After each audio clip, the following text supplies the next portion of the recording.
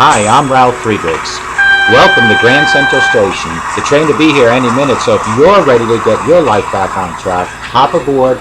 Let's go to www.clearviews.info, where I'll show you how a sober today can make a better tomorrow.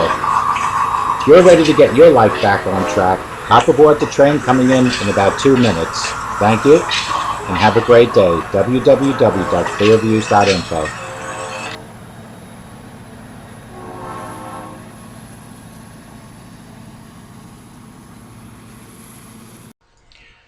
Good afternoon, everybody. My name is Ralf Friedrichs, and welcome to Clear Reform, where I will help you take your life back.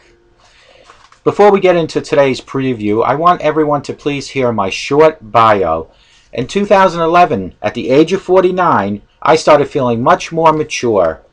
I started thinking differently, getting rid of old habits, and wanting to make positive changes in my life. However, the positive changes could not happen until the gates of demons were closed and closed permanently. I choose to call my gates of demons rock bottom. In 2013, those gates were closed by me from any alcohol or any other substance. Not only closed, but I padlocked them. I realized I was a functioning alcoholic. For the most part, I was able to deal with everyday's activity. I isolated myself from others and now want to be the person I never let myself be. I had to face sobriety, life without alcohol use, and lifestyle I created around it. Now that I see things much clearly, drinking is not even an option. It would be too painful to even start again. I now have learned from the past, left it behind. I'm moving forward, and intentionally I created a positive future. Part of that future is educating myself continuously about my disease, how to live with it, and how to help others like you. I want to help others see, feel, experience sobriety like I feel daily. Life without alcohol and drugs is a meaningful life. As I approach different addiction educational methods, videos became a passion. Videos give me and you a face to look at, a voice to hear, and a story to tell. My story will continue through the camera into your living room, into your kitchen, or wherever you might be looking. Join me in the fight of the lifetime. Together, we will all stand tall and sober. Thank you very much. And like I said, the next preview presentation is to follow this program. And I want everyone to remember that a sober today makes a better tomorrow. Let me, Ralf Friedrichs, be your certified recovery coach and help you take your life back. Thank you.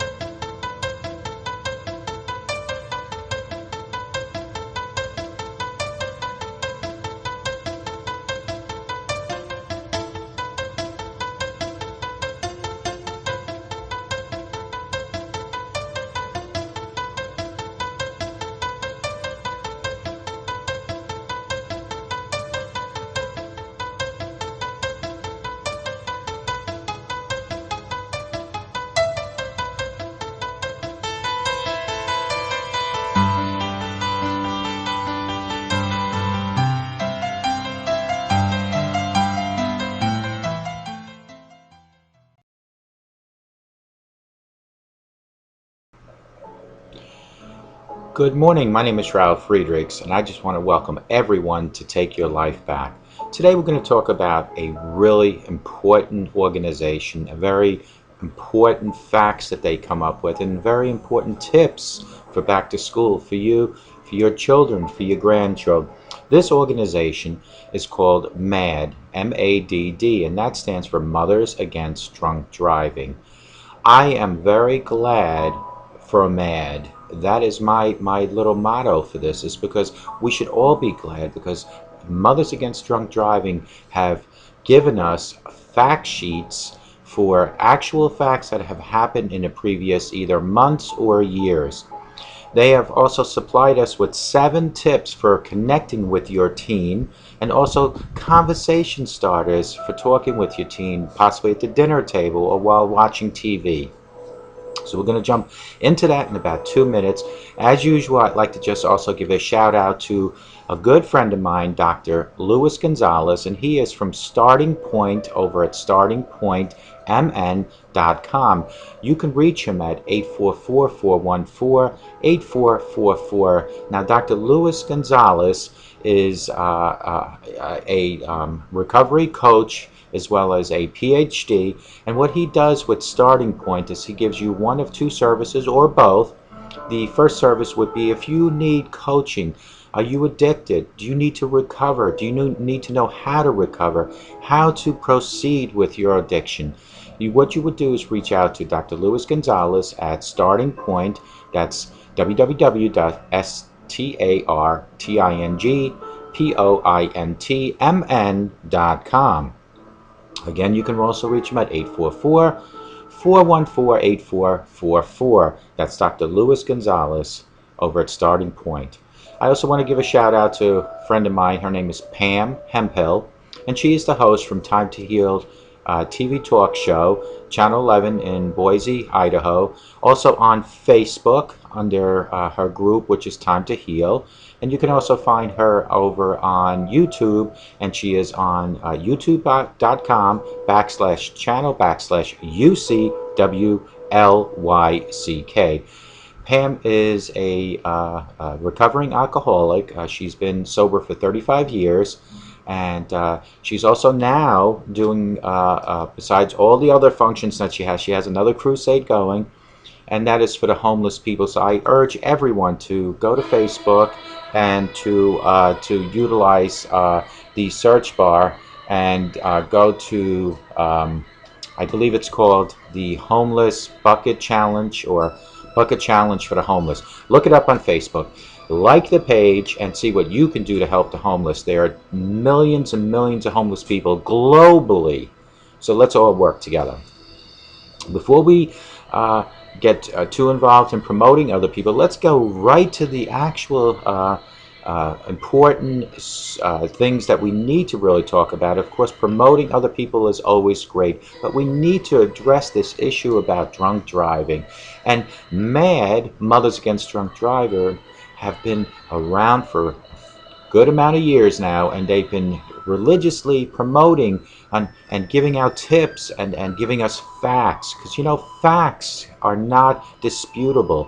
Facts are the facts, and that's that is a fact. So let's jump right into 7 tips for connecting with your teen. Now, even if you're a grandparent, I'm sure you have teens around you somewhere, but also if you're parents, you probably have teens. And keep in mind, even if you don't have teens yet and they're still younger than that, they will become teens. Communicate before a problem starts. Speak to your teens before a problem starts. Find out, is there peer pressure going on? Have important discussions now before there's blaming, anger, or punishments. Agree on a time to start talking together about the dangers of alcohol and or drugs. Communication is so very important. My videos are a communication tool. It's from my living room to wherever you might be watching me. We are communicating. I am letting you know daily, sometimes weekly, about what needs to be done to live with your addiction. So what we need to do as parents, as grandparents, is to communicate before the problem starts. There is nothing wrong with communicating. Um, Ask the questions that will lead to the answer. Don't just come out and just say, are you doing drugs or alcohol? Because that will not get the information to the surface. Whatever they might be hiding can be brought to the surface with the proper questioning. You know, utilize possibly a imaginary friend that you might have, and you can just say, you know, being that you're a teen, what would you do? Because my girlfriend's teen is having these issues and showing signs. What would you do? Say that to your uh, loved one in the household.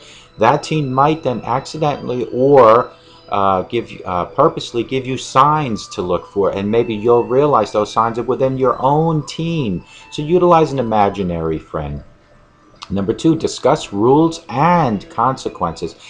Every action has a reaction, and every action that is improper or is not a proper action needs to have a consequence. Explain how you expect your son or daughter to act and why. Why is it that we need to act in a more responsible way?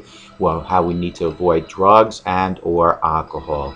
Tell your teen plainly that you don't want him or her drinking or smoking. Agree on consequences of the broken rules. Most teens will not agree, however, make it an incentive agreement. If you stick to all the agreements for the month, this is what I will give you at the end of the month, even if it's a $20 gift card.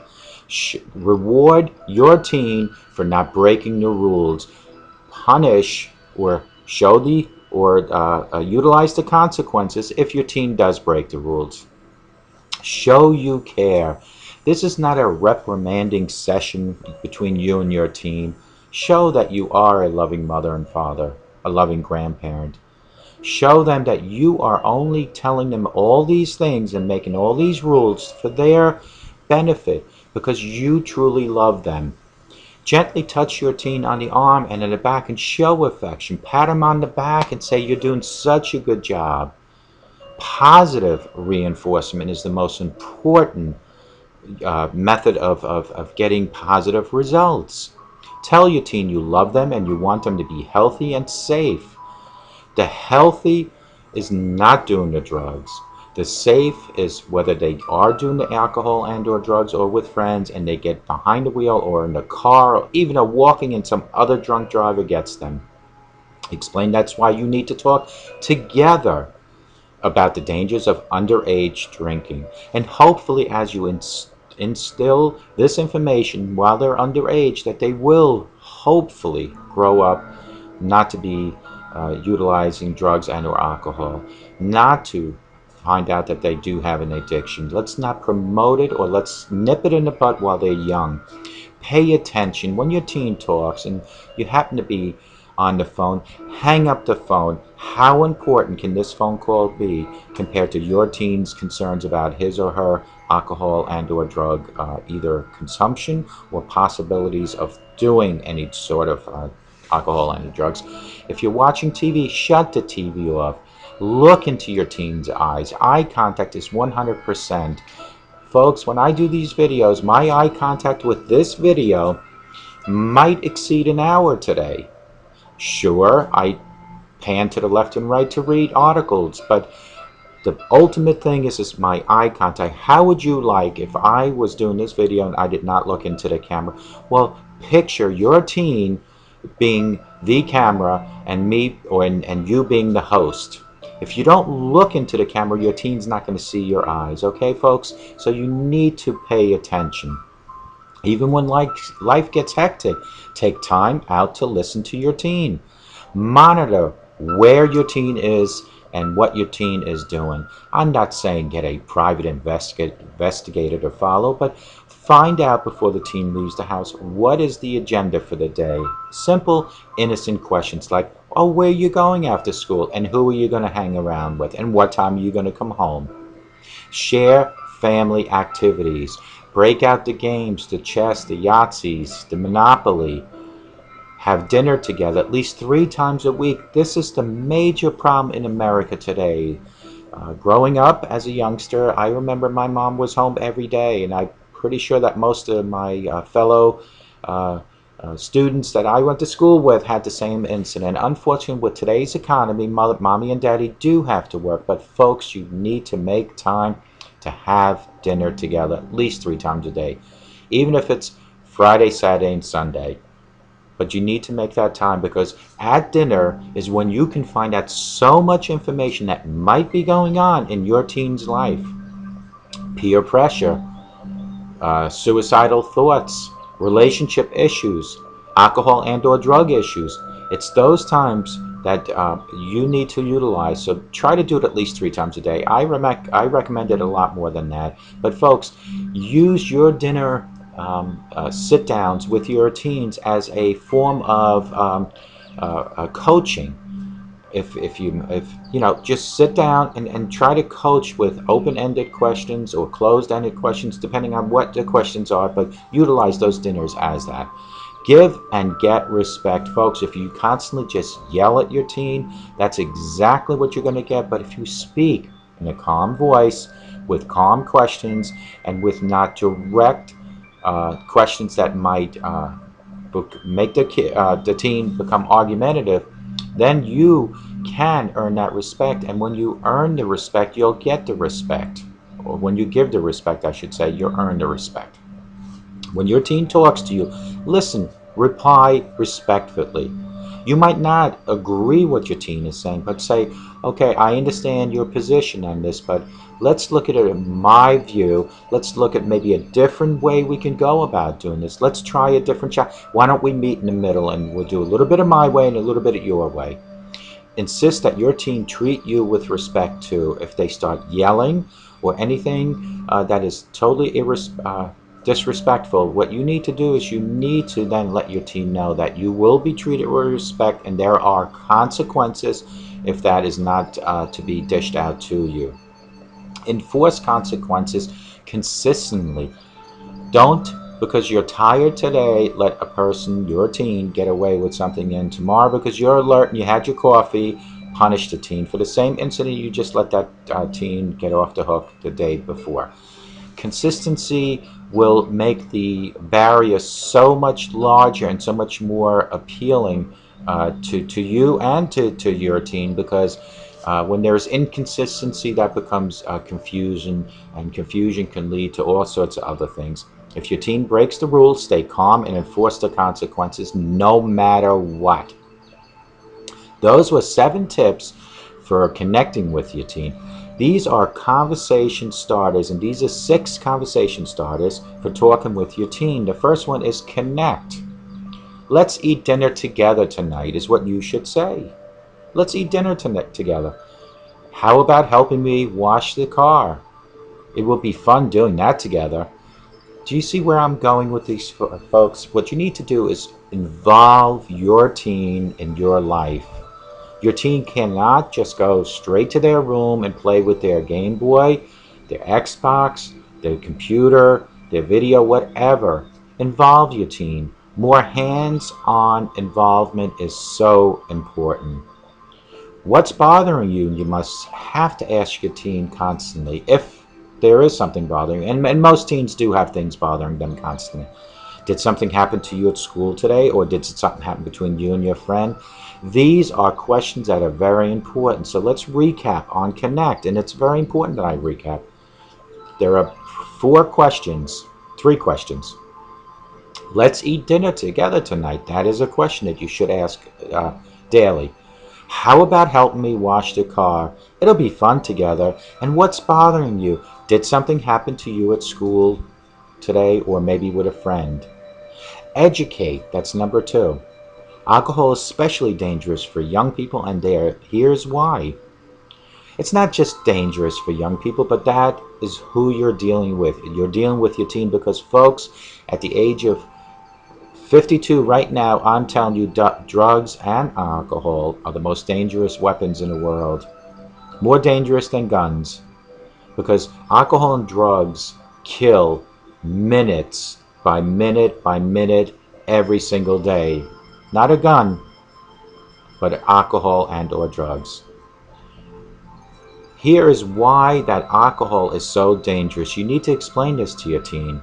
I love you and I want you to be safe, so you need to wait until you become 21 to drink. And I hope you don't drink at 21, but this is the rule, not just in my household, but also a federal rule that you need to be 21 before you drink. So there is no shortcuts. You say that to your teen.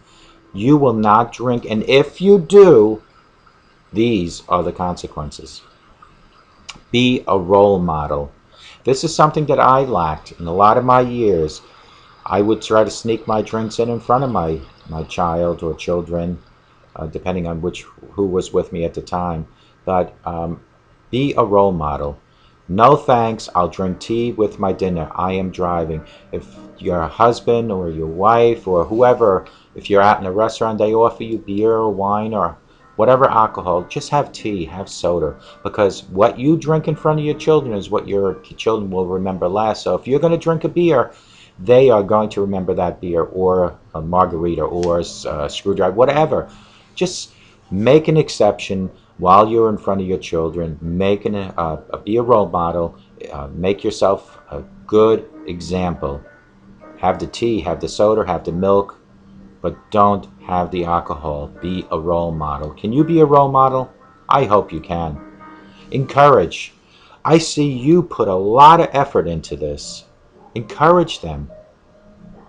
When you encourage, you lift their self-esteem and their self-confidence, and it works in tremendous ways. So when you encourage not just your teen, but other people in your life, but we're focusing here on teens. Encourage your teen. Build up their self-esteem. Thanks for putting away the groceries. You're showing gratitude. Don't expect because they're your children or your teen that they just carried in the groceries that it has to be done. Sure, when we were growing up in the old days, it was a mandatory thing, but in today's society, everything has to be done with a different method that is a more caring method, because there is so much more available to today's younger people. You brought the car home early. Good job.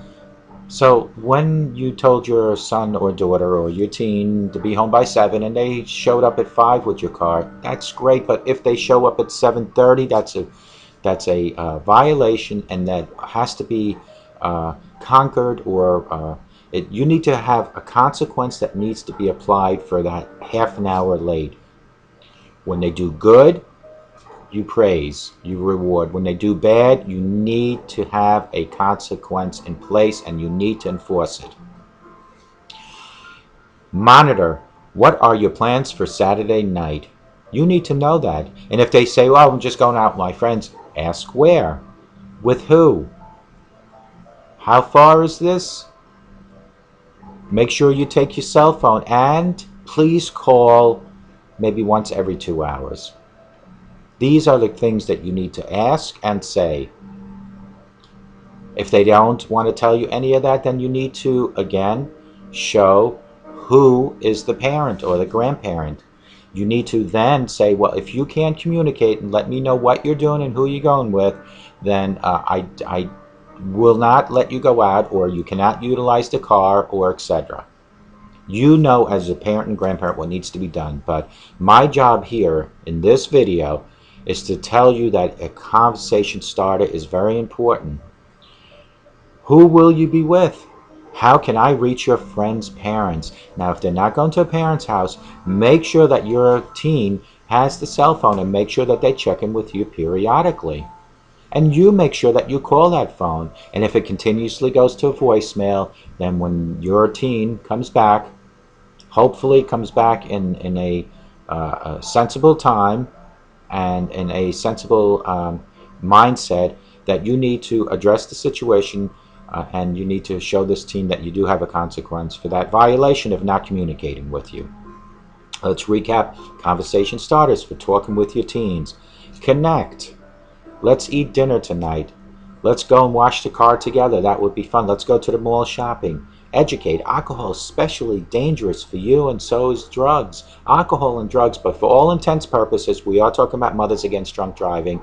However, I think in a broad aspect, drugs can also be a lethal weapon. And I know for a fact that they can be a lethal weapon behind the wheel. But for this conversation, let's just concentrate on the alcohol. I love you and I want you to be safe, so you will need to wait until you're 21 to drink. You need to let them know that. What they do after 21 is what they're going to do. Hopefully nothing. Be a role model. Don't sit there and pour yourself shot after shot or smoke marijuana. Be a role model. Have that tea, have that milk. What you do behind closed doors is a whole different story, and that's another video that I will address. And if you feel that you only drink behind doors, then you might want to go to my video called Closet Drinker. This is my 50th video today, but I will subtract 3 from that for commercials, so it's technically my 47th video. I pretty much cover every aspect of addiction or recovery or facts or anything, so by all means go to my YouTube channel, which is Take Your Life Back, and you can pretty much find a video on just about anything to do with alcohol and drugs. Next one is encourage. I see you put a lot of effort into your homework. I see you put a lot of effort into cleaning your room. Thank you for coming home early tonight. Thanks for putting the groceries away. You need to encourage positive reinforcement, because when you give positive, you get positive feedback. If you're going to give negative remarks, you're going to get negative feedback back. Monitor. What are your plans for tonight? What are your plans for Saturday night?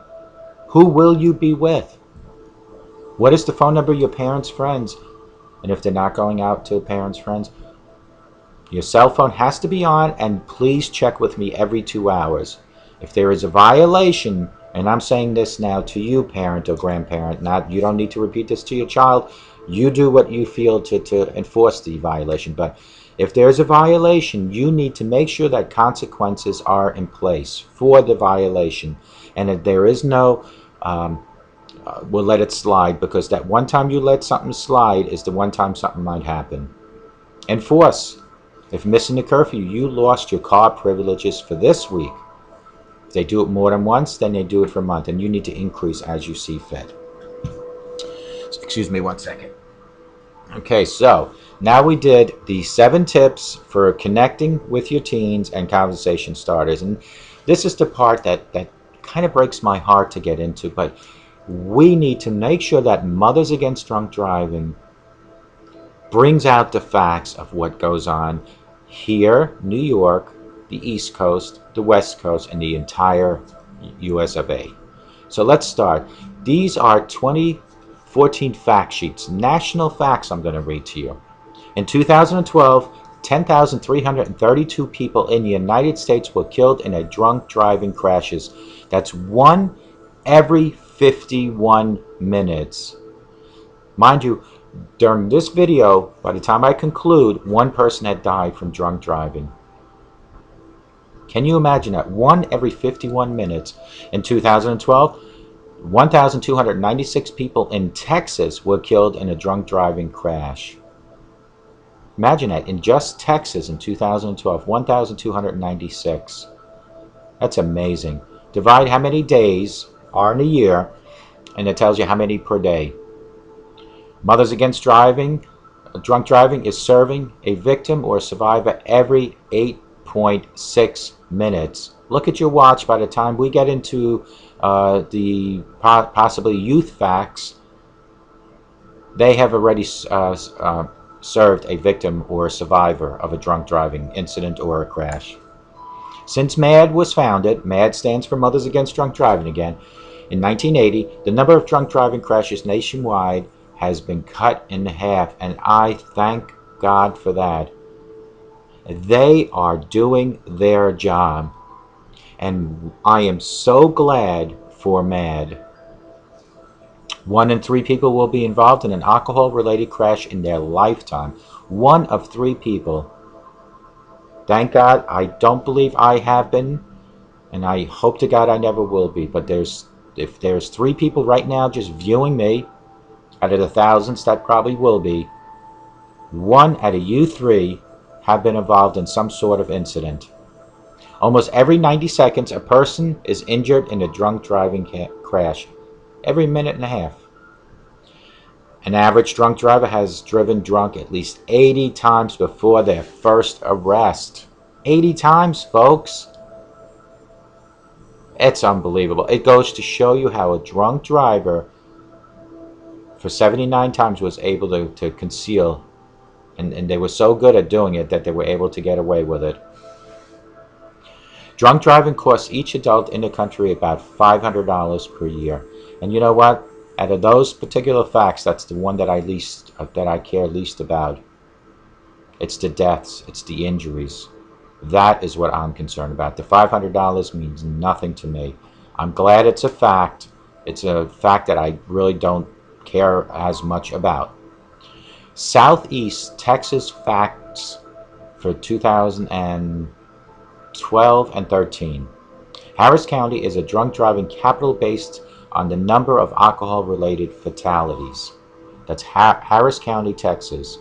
In 2012, Harris County had 175 fatalities involving drivers with a BAC higher than the limit of 0.08. In the 10 counties M.A.D.D, or Mothers Against Drunk Driving, Southeast Texas served in 2012, there were 265 alcohol-related fatalities involving drivers with a BAC of 0.08 or higher. Mothers Against Drunk Driving, Southeast Texas served over 2,650 victims of drunk driving in 2013 alone. 2,650 victims that Mothers Against Drunk Driving served in just Southeast Texas. Youth facts.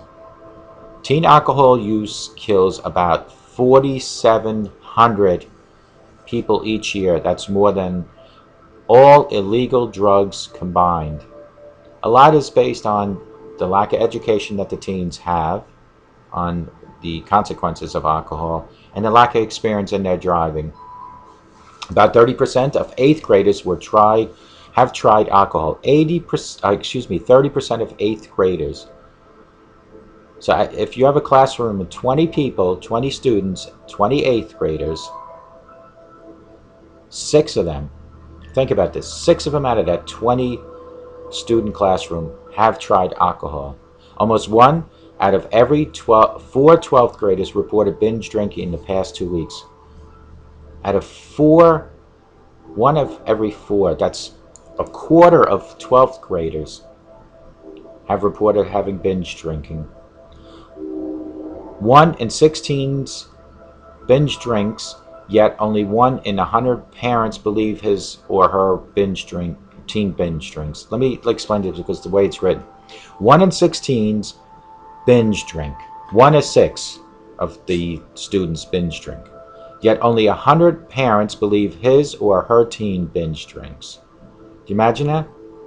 Only 100 parents out of a survey taken. They don't say what the survey, how many people were in that survey, but anyway. 3 out of every 4 kids say their parents are leading influence on decisions about drinking. That goes back to the role model. What your children see, what they hear. So if you use profanity at your home, if you have domestic abuse, or if you drink, or if you do drugs, this is what your children are seeing daily.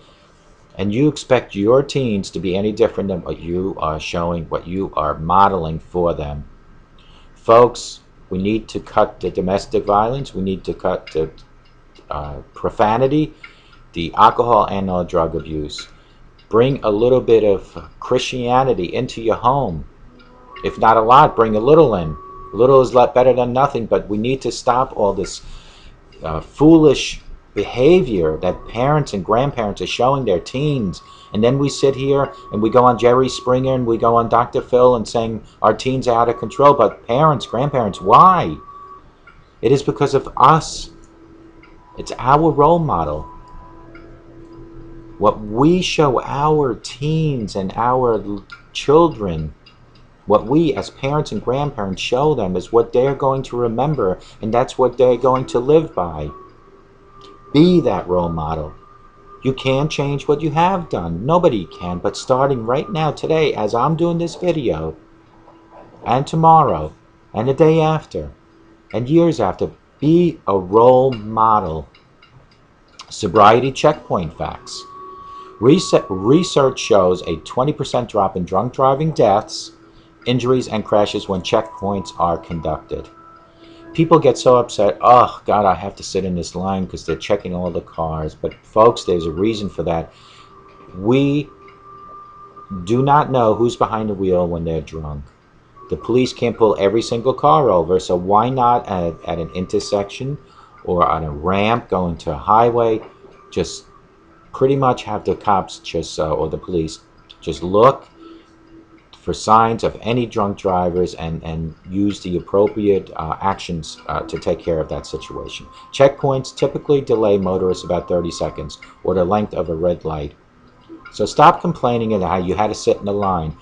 Now, if you complain you had to sit in a line, maybe it's because you possibly drank something or you did a line. So stop with the complaining. If you're sober, you should appreciate the fact that the police are doing their job at these sobriety checkpoints. A Gallup poll showed 80% of respondents approved of sobriety checkpoints. And you know what? Who cares about the 13%? Because those 13% out of the 100 are probably the ones that are driving drunk or doing drugs behind the wheel. So who cares about them?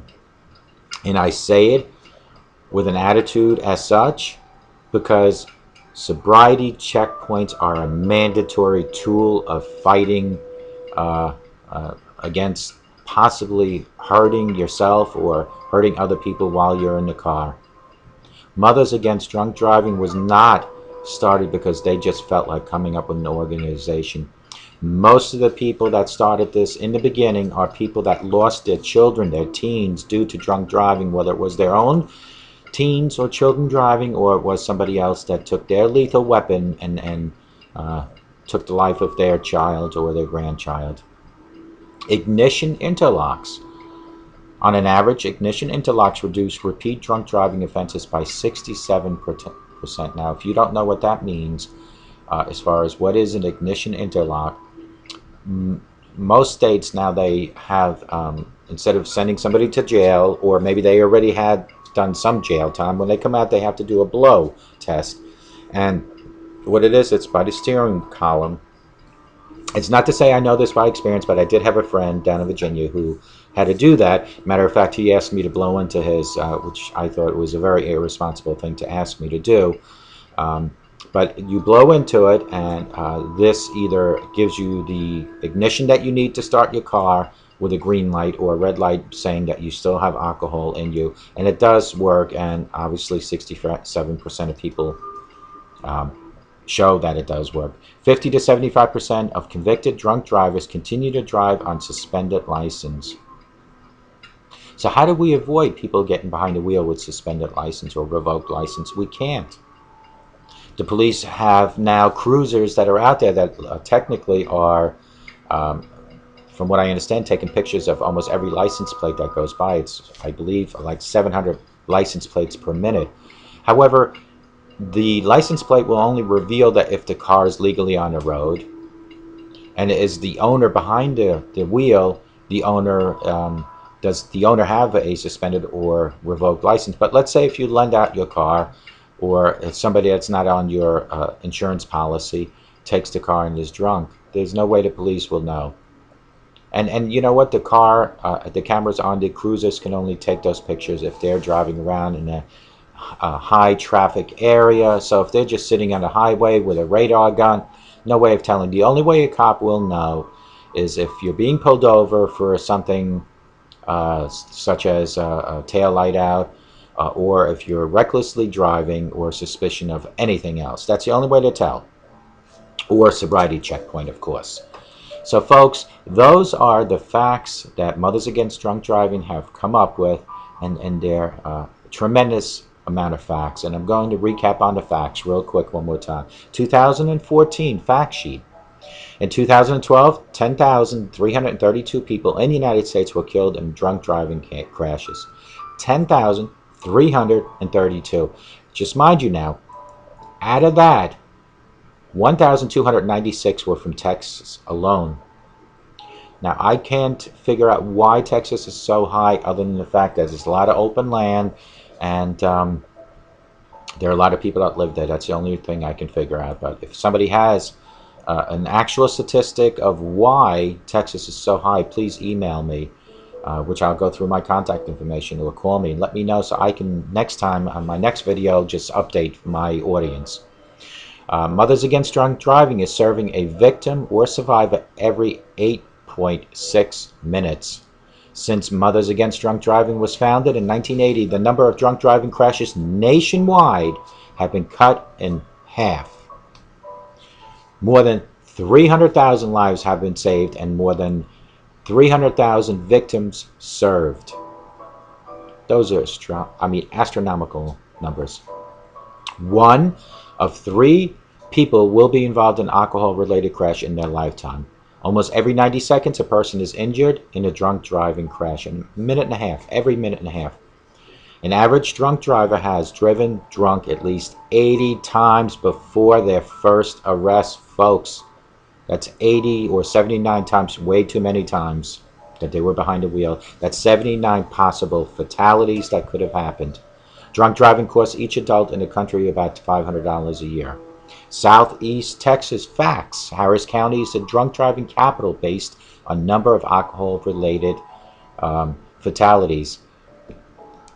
In 2012, Harris County had 175 fatalities involving drivers with an alcohol level of 0.08 or higher. And the 10 counties M.A.D.D, or Mothers Against Drunk Driving, Southeast Texas served 2012. In 2012, there were 265 alcohol-related fatalities involving drivers with an alcohol level higher than 0.08. Mothers Against Drunk Driving, Southeast Texas served over 2,650 victims of drunk driving in 2013 alone. Going back to our teens, youth facts. Folks, teen alcohol use kills about 4,700 each year. That's more than all illegal drugs combined. Alcohol is just too easily accessible to our teens. It really is, because you're always going to have that 1 or 2 people that walk into 7-Eleven or to a Hess gas station, and the teenagers are outside and says, "Can you buy me a beer or something?" And just give it to me out here. And there are irresponsible adults that are doing this. Don't they see what they're creating? And then you have the people that work in these stores that just refuse for some reason or another to ID. And then they have to be specialists because all the IDs that are out there are so easily counterfeited these days. My recommendation is that every single ID should have a ultraviolet blue light test, like they have in airports. Every clerk in every store should be able to hold like a little flashlight on top of the license or the ID card or whatever, and be able to see if it's counterfeit or not.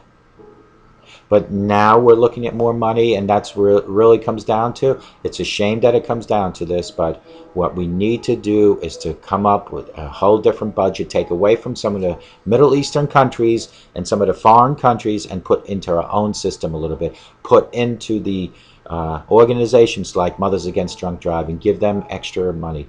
Put into the counterfeit business that is out there, that we can counter the counterfeiters. Let's go back. About 30% of 8th graders have tried alcohol. 30%. 28th graders in the class, 6 of them have tried alcohol. 8th graders. Almost half of all 10th graders drink alcohol. 50%. So out of that, now that those 8th graders are in 10th grade, now they went from 6 out of 20 to 10 out of 20 that are definitely drinking alcohol. Almost 1 out of every 4 12th graders reported binge drinking in the past 2 weeks. 1 in 6 teens binge drink. Yet only 100 parents believe his or her teen binge drinks. And then why is it that the parents don't believe that? It's because they're not sticking to these tips that we're going to go over in a minute again. They need to be more involved in the child and the teenager's life. And if it's not a parent, and if your teenager is being raised by you as a grandparent, you are the acting parent. You need to be more involved. You need to know what's going on in their life. Don't just sweep them under the rug and say, "See you tonight." You can't do that. Sobriety checkpoints are an important fact checker that we need to stay on top because they work. They give us 80% of results. Research shows 20% drop in drunk driving deaths, injuries, and crashes when checkpoints are conducted. Checkpoints typically delay motorists about 30 seconds or the length of a red light, and you know what? I don't care how long it might take. I mean, I do care. I don't want to sit there for an hour. However, 30 seconds, folks, to prevent a death?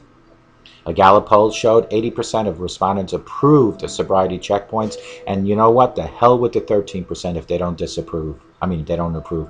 Those 13% are probably the drunk drivers and the people that are doing drugs.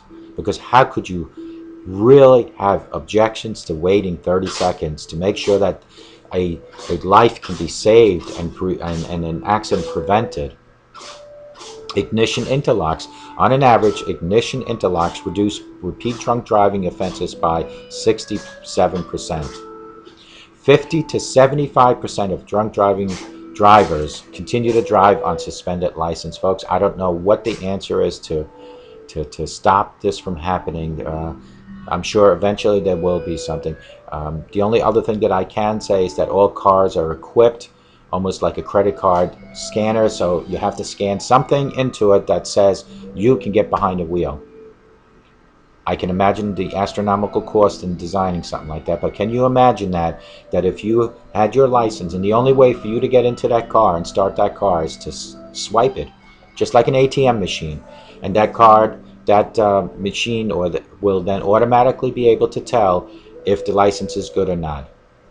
But folks, the issue here at hand is not if they're legally behind the wheel or not, because that is an important issue. The issue is are they doing drugs and alcohol? Because you can have the best license in the world and drink and do drugs and still take somebody's life. And that is a fact. Yes, 50 to 75% of drunk drivers are driving on suspended license. It is a fact.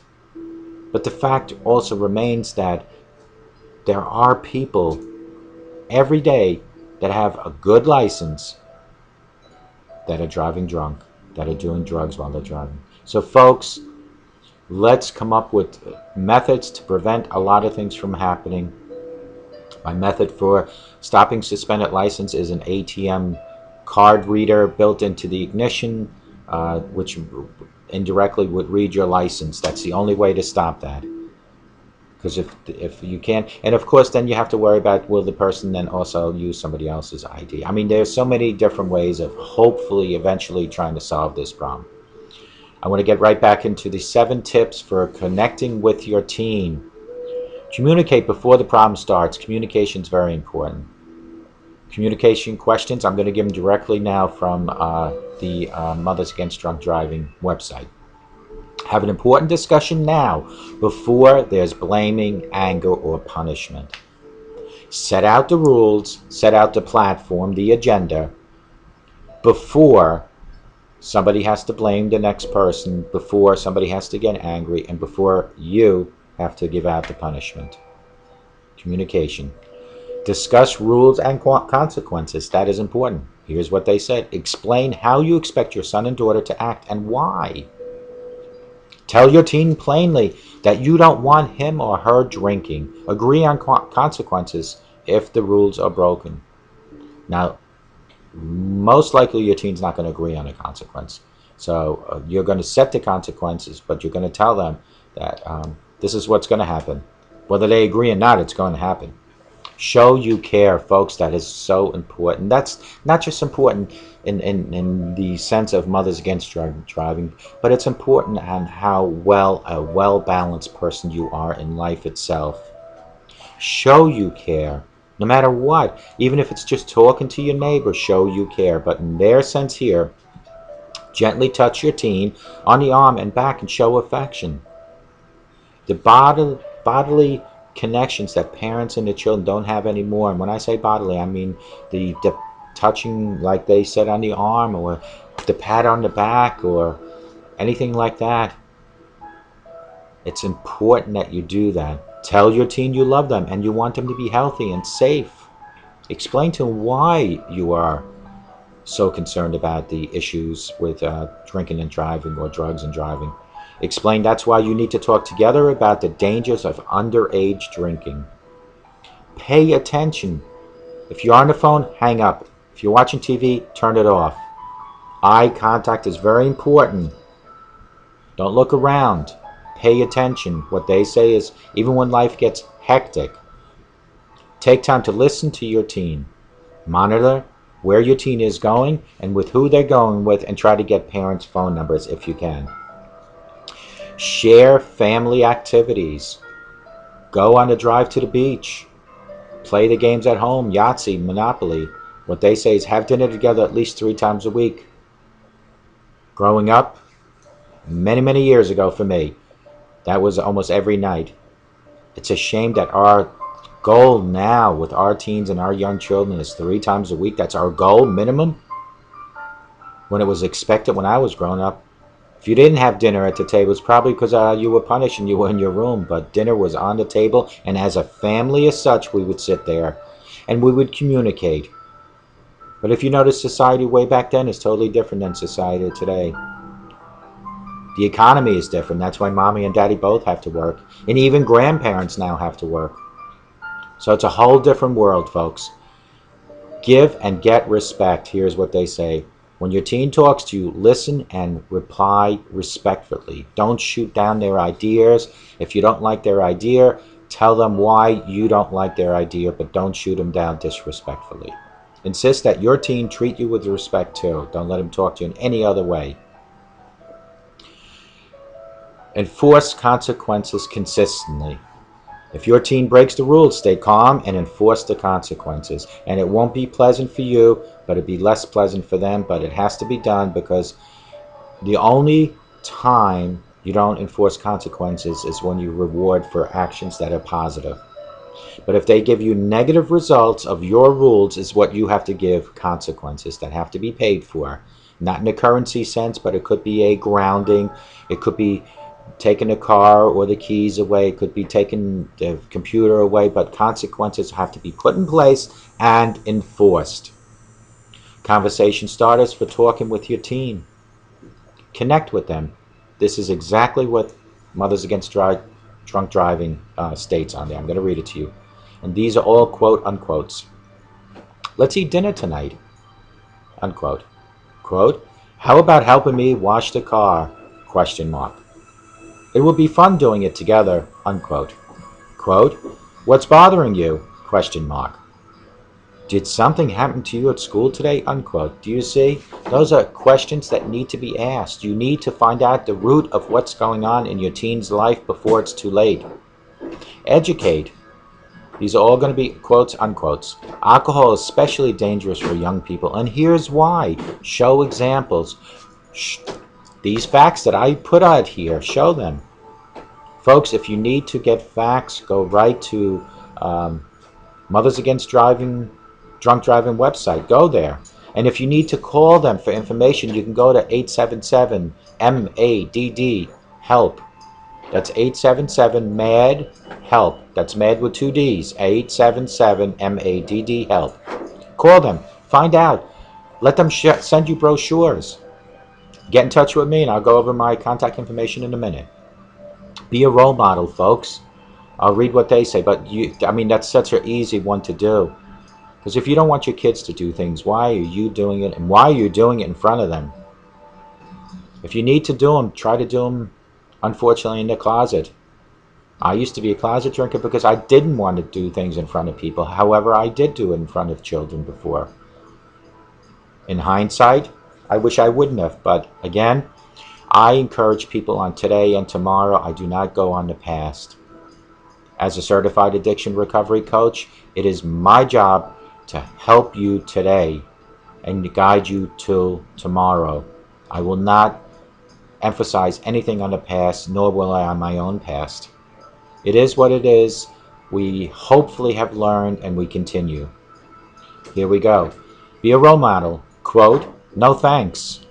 I'll drink tea with my dinner. I'm driving. And this is what you need to say in front of your children at a diner, at a restaurant. Waitress says, what can I get you to drink? Do you want a beer? No thanks. I'll have tea. I have to drive. That is a role model. Encourage. Quote unquote. I see you put a lot of effort into doing this. Unquote. Quote unquote. Thanks for putting away the groceries. Good job, unquote. Quote, you brought the car home early. Good job, unquote. These are things, signs of encouragement. Show them that you love them and you care for them. Eliminate what they already have to go through, which is schooling and peer pressure, by not having to deal with it at home. Perfect example would be, what was the name of that show? Now I can't think of it. Anyway, it'll come back to me.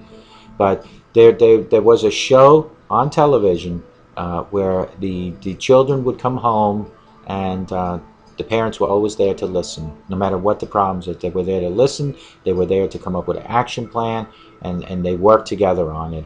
And there are a lot of shows like that, and I just can't think of the name of it right now. But if I do, I'll let you know. And I probably won't now, come to think of it, because I'm too involved in Mothers Against Drunk Driving. But my example here and my meaning is that the children should be able to come to you as a cushion, as a relief channel, as such, not to feel pressured by you. The only time you should pressure them is when they break the rules. That's when consequences need to be enforced. But when they come to you with any problem, I used to say this to my own children, come to me with any problem, even if it's murder, because I want to know before the police, so I know how to deal with it. And I know that's a little drastic when I mention the murder part. It's an example, but it's a true statement that I've said, and I've said that to the children since day one, is come to me with any problem. I want to know how I can help the potential situation. I really do want to know. So your children should be able to come to you for no matter what. And when the day they find out they can't, that's when they're going to go on the outside, and they're going to possibly go into the drinking and driving and drugging. So you be that role model. Monitor them, quote unquote, again. What are your plans for Saturday night? Who will you be with? How can I get your friend's phone number? Folks, if they don't want to answer you a lot of these things, that's when you need to put your foot down and you need to set up alternative rules. They need to connect with you via their cell phone at least every 2 hours, if that's what you decide you want to do. Plans and obligations have to be set up for them to go by. Rules have to be obeyed, and if they're not, there are consequences. You need to enforce the rules. You can't bend them one day and expect them to adhere to them the next. It's either enforce or don't. And if you don't, these statistics might be you then. But if you do, you can eliminate being part of these statistics. Enforced by missing curfew, you lost your car privileges. You will not get the car anymore. You will not get the TV for a day. You will not be able to go on the computer for a day. Enforce consistently, daily. Not because you're in a good mood today, you're going to let them slide, and tomorrow you're in a bad mood, you're going to enforce them. You can't be that way. If you can't do it at all, prepare yourself to be part of these statistics. Prepare yourself. Teen alcohol use kills 4,700 teens yearly. Be prepared to be one of them. I'm not saying it's going to happen, but be prepared, because you are refusing to enforce on a consistent base. You don't want to do these things, and I'm going to read them. If you don't want to connect, educate, be a role model, encourage, monitor, enforce, then be prepared for these statistics. Work on the communication. Communicate before a problem starts. Discuss rules and consequences. Show you care. Pay attention. Share family activities. Give and get respect, and enforce consequences. So if you do these and you connect, educate, be a role model, encourage, and monitor, enforce, you might eliminate teen alcohol use kills about 4,700 teens a year. You might eliminate. But don't do any of these things that Mothers Against Drunk Driving suggest. Be prepared. I'm not saying it's going to happen, but be prepared. I don't want you to become one of those statistics. As a mother, a father, a grandmother, a grandfather, or as a teen, if you're watching me as a teen. And if you are watching me as a teen, if you're below 18, not below 21, let's just say, if you're below 21, pull your mother and your father, your mother, grandfather and your grandmother to this video and have them watch it. And if they have any questions for me, or even if you do, call me. My name is Ralf Friedrichs, and I do care. I'm a certified addiction recovery coach, and you can reach me at 631-599-0218. You can call my toll-free number, 844-405-HELP, 844-405-HELP. You can go to my email, ralf.friedrichs@yahoo. That's RALF.FRIEDRICHS@yahoo.com. If you need information about addiction and drugs and alcohol, you can go to my information website, which is clearviews.info. That's CLEARVIEWS.info. If you'd like for me to help you with your addiction, to show you the road to recovery and how to walk that road, to bring out answers to your questions that you might have, you can utilize my website and go there, which is my addiction recovery website, and that is www.clearreform.com. That's CLEARREFORM. Now, what does that stand for? Reform means to change, to transform. Let me help you. Let me help you take your life back. So you have those methods to utilize. You can also go to Facebook. I have clearviews.info. Soon I will have clearreform.com there. All these avenues for help.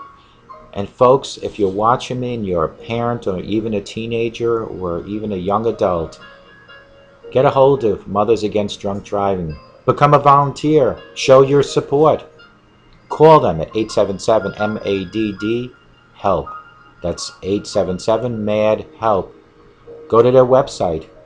I believe it's www.madd.org. Go and support. Because you know what? It's not just the Mothers Against Drunk Driving. Let's all become globally involved and become fathers against drunk driving and fellow friends against drunk. Let's all work together as a community.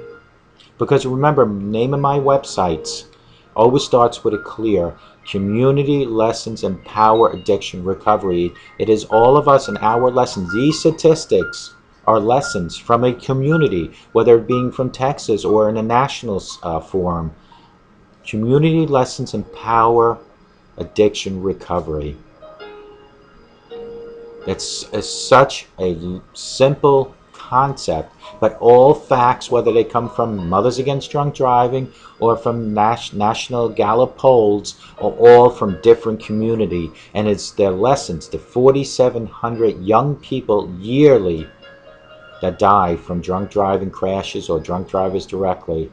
Those are all lessons from the community that empower for us to get these facts together, for me to do this video for addiction recovery, because it is my hope that these facts and these 7 tips and these conversation starters, it is my hope that you utilize them, whether you're the grandparent, the mother or dad, or even the young adult or the teenager. I hope while you're watching this that you take to heart what I had to say here, and remember that there is hope. There is hope for everyone. There is hope for you. And parents, with the proper tools, you can educate your young ones. You need to connect with them. You need to educate them. You need to be a role model. You need to encourage them, folks. You need to monitor and enforce. It's never easy to punish. And I'm not saying in a physical sense, but it's never easy to punish. But you need to enforce, and you need to enforce with consistency. You need to communicate before the problem starts, folks. You need to discuss the rules and the consequences. You need to show that you care. You need to pay attention. Don't roll your eyes or say later, I'm too busy. You need to share family activities. Let the family atmosphere from the old days come back into your life. As a family, do things together. Give and get respect. If you don't give the respect, you're not going to get it. If you're always going to yell and you're always going to walk away, that's exactly what you are going to get. And then I say this, and I'm going to say it for one last time. You need to enforce consequences consistently. What is today is tomorrow. What is tomorrow is the next day. If you bend the rules today, don't expect to enforce them tomorrow and have your young one take you serious. Shout out to Dr. Luis Gonzalez from Starting Point. He has 2 separate entities for his business. One is if you need coaching, like I am. He also is a certified addiction recovery coach. You can reach out to him at Starting Point, 844-414-8444. His name is Dr. Luis Gonzalez. On the other hand, if you want to become a certified addiction recovery coach and you possibly have qualities as passion, personality, and professionalism, and you truly do care, like I do, like Dr. Luis Gonzalez does, call him, 844-414-8444. He has a program, an educational program that is so terrific, and it's so simple to understand, and he has the web air for you to even make it easier to understand. So if you communicate and give him a call at 844-414-8444, let him show you how you can bring the best out of you by becoming a certified addiction recovery coach. www.startingpointmn.com. If you want to go to Facebook, you can go under Time to Heal. That's a group. It's also a TV talk show in Boise, Idaho, Channel 11. And her name, the host, a good friend of mine, her name is Pam Hemphill, and she is 35 years sober. Get a hold of her if you want to on Facebook. Take a look at her Facebook page, and also take a look on YouTube, where she has, I believe now, 13 episodes that you can watch. And you can also see episodes 5 through 13 on my website, www.clearviews.info, and get in touch with her. She's also now helping the homeless with the Bucket Challenge. I believe if you go to Facebook, you can go under Homeless Bucket Challenge or Bucket Challenge for the Homeless. Go there, like the page, see how you can help not just the homeless, but the homeless with the addictions. They are a huge amount. I believe 60% of the homeless have an addiction of one or more than one addiction. And usually the combination would be alcohol and drugs, but there might be some that are either alcohol and or drugs. Folks, I just want to thank you once again for coming by. We didn't get to discuss the different methods on sobriety, which we will discuss, but I'll go over it real quick. You have AA, you have my methods, you have treatment centers. If you need a treatment center and you don't know where there is one, go to my website, www.clearviews.info, CLEARVIEWS.info. Go to page 7, hit the state you're on, and see if there's something close by to you. If not, go to Google, into the search bar, type in treatment rehab centers and also your location, and hopefully you'll find something that way. So the treatment centers, they 30, 60, 90-day programs. AA has the 12 steps. They also have a structured program, step 1 through 12, that you follow. Then you have my methods. I have 16 alternative steps. My steps are a little easier to understand, and to be honest with you, my steps, they don't have to start at 1 and end at 16. You could start at 10 and go back to 1, and you can go to 5. It doesn't matter. The end result for all of us, between AA, treatment centers, and my methods, or anyone else's methods, is for you to be sober. It's to live with an addiction and to live daily and walking through life with the addiction tools that you need to recover on a daily basis. Folks, you have to remember, you can only fight addiction on a 24-hour basis. Don't worry about next week, and don't even worry about tomorrow when it comes to your addiction. Worry about today and today only, and if 24 hours is too much, break it down to 3 6-hour shifts, or break it down to 1-hour shifts. It doesn't matter, because if it's now, I'm looking at my watch, it's 10:45 in the morning.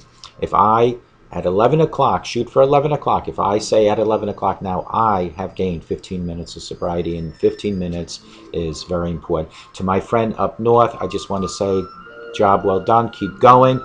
If, for whatever reason, you are running into problems, or for any other reason at all, give me a call, 631-599-0218. For all my other friends that I'm helping in the other states, and you know what states you are, please get in contact with me if you need me. From my friend up in New Hampshire, I hope everything's going well with your grandson. I haven't heard from you in a while. Please reach out to me. You know how to find me. I just want to wish everybody a great, pleasant Wednesday. The weekend is coming upon us. We all have to remember that only a sober today will make a better tomorrow. You have to be sober today to make it a better tomorrow. And if you truly believe it in here, you can achieve it no matter where you are. It could be in your living room, your kitchen, the hallway, your school, wherever you might be watching me right now. If you believe it here, you will achieve it there. Please have a sober day today and for the rest of your life. And remember, you need to be around positive people, positive situations, because the negativity needs to stay away from you. Sunshine is positive, negative is darkness. Bring the sunshine into your home, bring the sunshine into your heart, and always include your higher power. Include God. Ask Him for guidance and direction, and I promise you He will help you. Have a great day. Have a great rest of the week. Remember, tomorrow is Throwback Thursday. I believe I'm going to put on tomorrow closet drinking for all you closet drinkers or ex-closet drinkers like myself. That will be for Throwback Thursday. That is tomorrow's video. I look forward to seeing everybody back on Friday.